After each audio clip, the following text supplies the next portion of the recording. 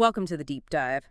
Today we're tackling something pretty significant, expanding your business into Germany. Yeah, it's a big one. We're really talking about getting access to, well, a huge European market. $1 trillion market even, and built on that whole made in Germany reputation, right? Quality, reliability. Yeah, It means something. it absolutely does. And it's not just the brand. Germany is really, Europe's economic powerhouse. The infrastructure's fantastic, great connectivity. We're talking serious sales volume too, like Well- trillions of dollars. It's definitely a top business destination. For sure. And it's not just one place either. You've got these different hubs. Like Frankfurt for finance. Exactly. Frankfurt's the money center. Then Stuttgart and Munich, they're huge for automotive engineering. And Berlin's the startup king, #1 for new ventures. Right. Plus Hamburg, massive port, vital for trade. So lots of options depending on what you do. Absolutely. Each has its own flavor, its own advantages. Like Frankfurt, if you're in fintech, the access to banks, regulators, it's all there. Okay, but let's get down to brass tacks. How do you actually do it? How do you set up a company there? That's the mission for today, yeah. Let's dive into the essentials of German incorporation based on what we've got here. Right. So you're going for it. Germany it is. What kind of company structures are we looking at? I see two main ones mentioned. GmbH. Right. The Gesellschaft mit beschränkter Haftung, your standard limited liability company. And the other one, the UG. Yep, the Unternehmergesellschaft. People often call it the mini GmbH. Okay, mini GmbH sounds simpler. What are the key differences we should know about? Well, they really cater to different needs, different scales maybe. The biggest initial difference, minimum share capital. How different are we talking? Big difference. For a GmbH, you need to put in at least $25,000. Okay, 25K. And the UG. You can start a UG with just one. €1. Seriously, that's a massive gap. It really is. Huge difference in upfront cash needed. But it's not just about that starting money. Right, there's got to be more to it. What else? Well, with the GmbH, there's this rule about profits. You have to keep 25% of your annual profits inside the company. Retain it. Yeah, retain it until you've built up that 25,000 capital level internally. Ah, okay. So you eventually get to the same capital level, just maybe over time. And the UG doesn't have that. Nope. No profit retention rule like that for the UG. Gives you a bit more flexibility with cash flow early on. Interesting trade-off. The 25K for the GmbH sounds like a hurdle, but maybe it looks better, more stable. That's often the perception, yeah. Yeah. Especially in Germany, where reliability is, highly valued. Having that capital base can boost your credibility with banks, suppliers, customers. Makes sense. Signals you're serious, maybe more long-term focused. Okay, what about actually setting them up? Costs, time? Generally, the UG is cheaper to set up. Lower notary fees, less fuss because of the simpler capital. Than the GmbH. More capital means more legal steps, more formality, so yeah, typically higher setup costs. And how long does it all take, roughly? The UG is quicker. You're probably looking at, say, 3 to 4 weeks to get it up and running. Okay, pretty fast. The GmbH takes a bit longer. More like 6 to 8 weeks usually. Right. And do you need multiple people to start? No. Both types just need one shareholder minimum, so you can start it on your own. What about having someone local running things? A director in Germany? Okay, so for GmbH, it's not always a strict legal must-have, but it's very strongly recommended to have a local managing director. Easier to deal with banks, authorities, that kind of thing. Exactly. For the UG, that's generally not seen as a requirement. Okay. So regardless of which one you pick, UG or GmbH, there are some common first steps, right? Before you're officially in business. Yep. A few administrative things to tick off. Walk us through those. What comes first? First up, you need to reserve your company name. Usually takes about 5 days to get that confirmed. Okay, secure the name. Then comes the director KYC. That's know your customer. Basically, getting your ID documents legalized, maybe apostilled.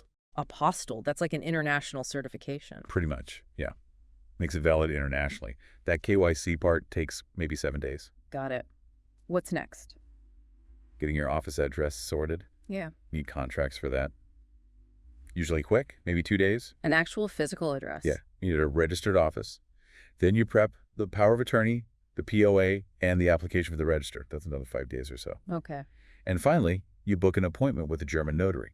And it also takes about 5 days to schedule and attend. Right, the notary is key in Germany for this stuff, so quite a few steps there. A bit of paperwork to get lined up. And then, didn't we mention something about proving the capital? Yeah. Specifically for the GmbH. Yes, exactly. That's a big step for the GmbH.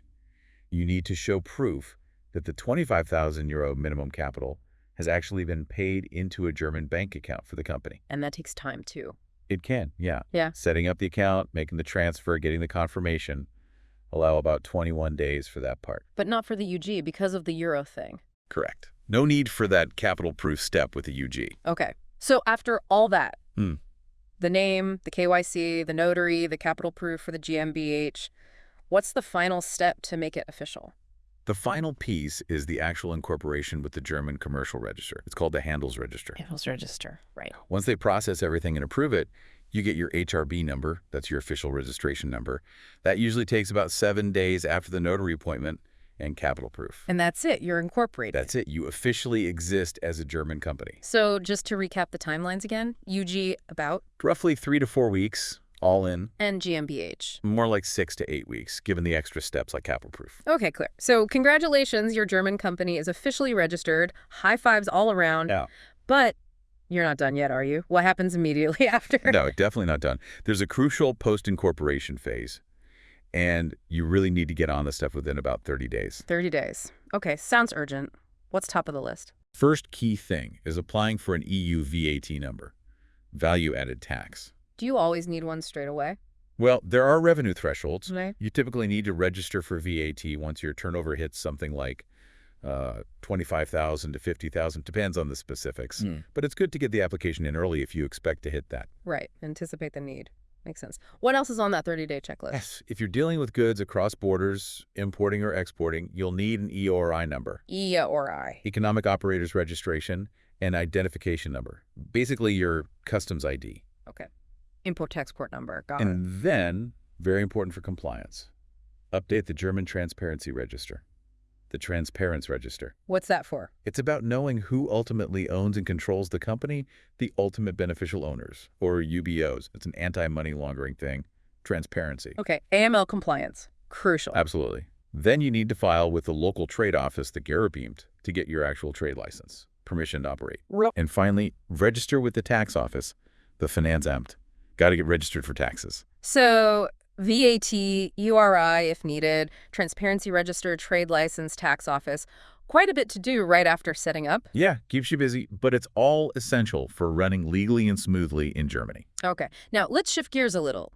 Say you, the entrepreneur, or maybe some key people from your team want to actually move to Germany to run this new company. Yeah. Is there a specific pathway for that? I see something here about an EU blue card. Yes, the EU blue card. It's actually a really valuable tool. It's essentially a residence and work permit specifically designed for highly skilled people from outside the EU. Highly skilled, so targeting a specific expertise. Exactly. Germany uses it to attract talent, particularly in fields like tech, engineering, healthcare, Yeah.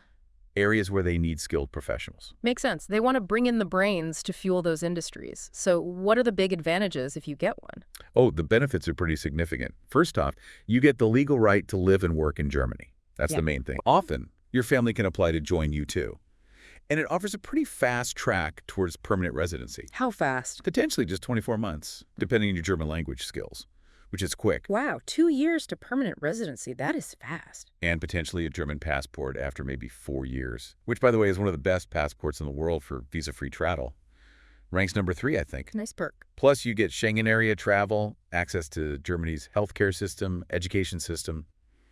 It's a pretty comprehensive package. Sounds very appealing for the right person.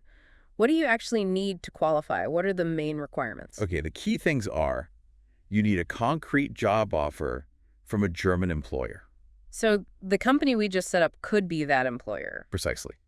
You'd also need a German payroll number, that's the Lohnabrechnung, and a German tax registration number, the Steuernummer. Okay, ties back into the post-incorporation steps. Exactly. You generally also need a university degree, undergraduate or postgraduate, in a relevant field. Relevant to the job offer. Right. Sometimes they look for a minimum amount of professional experience too, maybe 3 years or so, and there's a minimum salary requirement. Always a salary threshold. How much? Currently, it's around 50,000 euro gross annual salary. Give or take, it can change slightly. 50K minimum. Okay. And critically, linking back to our main topic. Critically, yes, you need your German incorporation documents finalized. Having the company legally established is basically step 1 before it can employ you and support your blue card application. So setting up the GmbH or UG isn't just about the business. It can actually be the foundation for personally relocating and working there through the blue card. That's exactly right. The successful incorporation provides that necessary legal structure, the legitimate employer, needed for the whole blue card process to even begin for someone tied to that company. Okay, wow. That connects everything nicely. So let's try and wrap this up a bit. We've covered quite a bit of ground. We have. We looked at the two main ways to incorporate in Germany. The UG, kind of the leaner, quicker option, and the GmbH, the more substantial, higher capital route. Yeah, highlighting those key differences: capital needed, profit rules, setup time, costs. We also walked through the main steps involved in actually getting incorporated, from reserving the name, doing the KYC, the notary, all the way to getting that handles register number, the HRB. And importantly, those crucial first steps after incorporation: VAT, EORI, the transparency register, trade license, tax office, things you need to do quickly. Right. And then we touched on the EU Blue Card as a really interesting option for skilled individuals looking to actually live and work in Germany, potentially tied to the business they just set up. And stepping back, looking at the bigger picture, setting up in Germany really does open doors. You're in a stable, powerful economy right in the middle of Europe. Access to that huge market, plus the made in Germany credibility. And that world-class infrastructure we mentioned. It's a solid base for European expansion. So definitely a compelling option for businesses looking to grow in Europe. And the Blue Card adds another layer for the people involved. Which brings us to a final thought, maybe a question for you listening. Thinking about everything we've discussed, the resources needed, the timelines, the different structures. Which path seems like the better fit for your vision right now? Is it the more agile, faster UG route? Or does the more robust, higher capital GmbH align better with your long-term goals for expanding into Europe? It's worth really digging into those specifics for your own situation, your own industry, and your ambitions. Germany offers a lot, but choosing the right way in is key.